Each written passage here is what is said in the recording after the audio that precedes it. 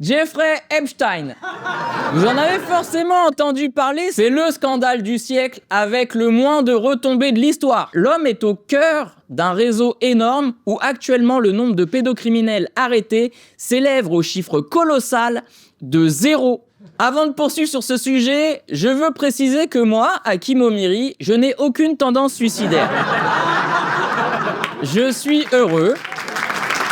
J'ai une famille, un toit et à manger. Et en plus, mon spectacle fonctionne en dépit du boycott.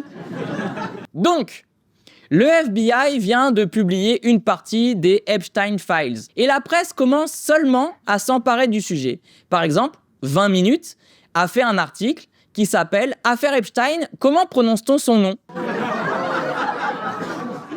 Non mais ça les intéresse, ils veulent savoir si on dit Epstein ou Epstein. Eh ben on va répondre à la question, ça se prononce pédophile.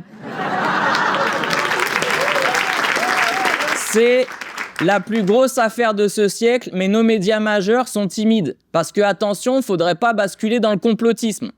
Et ben moi, je vous le dis direct, je suis un complotiste agnostique. C'est-à-dire que je sais qu'il y a un complot, je sais juste pas lequel encore. Et bien sûr, je vais faire des blagues, mais je veux aussi être très clair. Les gens qui croient à tous les complots sont des abrutis. Mais ceux qui croient qu'il y a aucun complot sont encore plus cons en fait. D'ailleurs, dans la team des gens qui croient que le complot c'est pour les abrutis, on a l'essayiste Tristan Mendes qui tente de mettre dans le même panier le dossier Epstein et un autre complot pour le rendre ridicule par association. Cet allumage dans l'imaginaire de la complosphère a été propulsé par le véhicule QAnon. Pour les débutants en complotistes, QAnon c'est pas une voiture électrique ou une fusée. C'est une mouvance exaltée qui est apparue en 2017 et qui, donc le cœur nucléaire de la croyance, imagine qu'il y a un réseau d'élites pédosatanistes qui contrôlent en gros la planète. Un mouvement exalté avec un cœur nucléaire. Alors lui il fait du tuning avec ses phrases...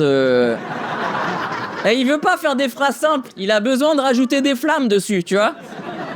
En même temps, quand ton propos c'est une Twingo avec des roues de vélo, t'es obligé de rajouter un aileron pour faire croire que tu vas vite. Bon là, le gars, il est en train de nous dire que des hommes politiques, des hommes d'affaires, bref, une élite internationale qui se fréquente, se protège et se pense au-dessus des lois, ça serait ridicule d'imaginer qu'ils utilisent leur réseau, leur pouvoir pour baiser des gosses, que ce soit pour leur kiff ou des rituels. Bah oui, parce que c'est pas comme si que ça existait dans toutes les couches de la société, les pédocriminels. Non, il y a que les riches qui font pas ça. Les riches, ils sont sains. Ils sont au-dessus de ça. Dominique Pellico, un retraité avec un Galaxy S2 et un abonnement Orange, il a organisé des dégueulasseries sans nom. Alors imaginez que des gens avec des milliards et un réseau d'influence, ce qu'ils peuvent faire. T'as kiffé? Alors prends ta place pour mon spectacle ou la riposte, les liens sont dans ma bio.